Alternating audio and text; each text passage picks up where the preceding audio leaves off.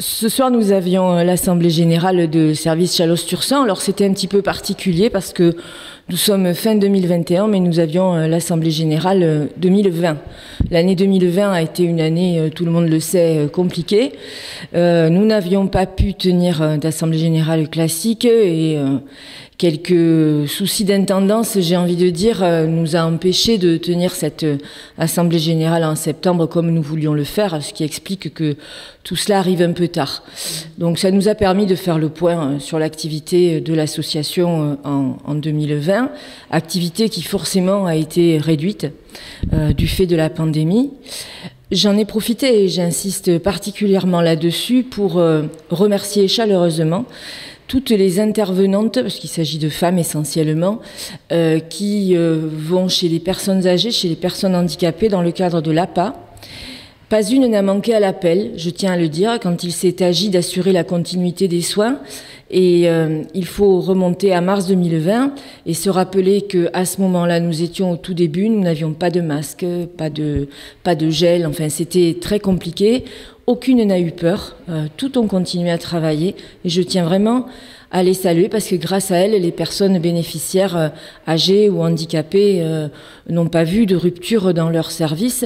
Je remercie aussi les personnes qui attrapent des volailles, c'est un travail ingrat et elles aussi, elles ont continué. Même au tout début de la pandémie, pour que les producteurs ne soient pas pénalisés et puissent écouler leurs volailles.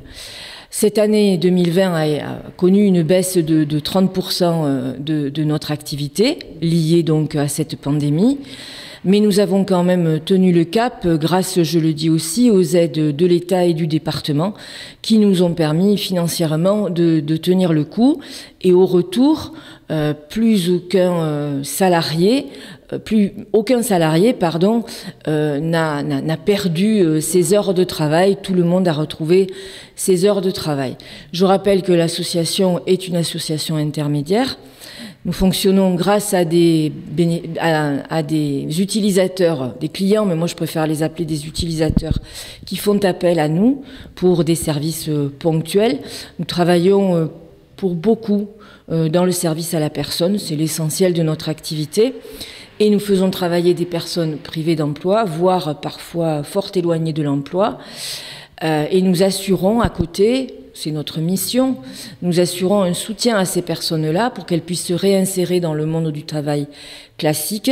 Et nous avons également un certain nombre de services qui nous permettent de les aider dans leur vie quotidienne, les questions qu'elles peuvent se poser. Et les projets donc pour 2021 ?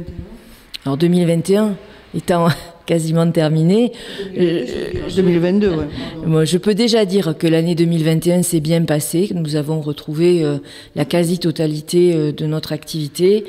Et pour 2022, notre projet, c'est de continuer à rendre service à la fois à des personnes qui ont besoin de faire des tâches chez eux et à des demandeurs d'emploi. Alors, c'est une année un petit peu charnière, mais nous avons déjà connu ces périodes-là.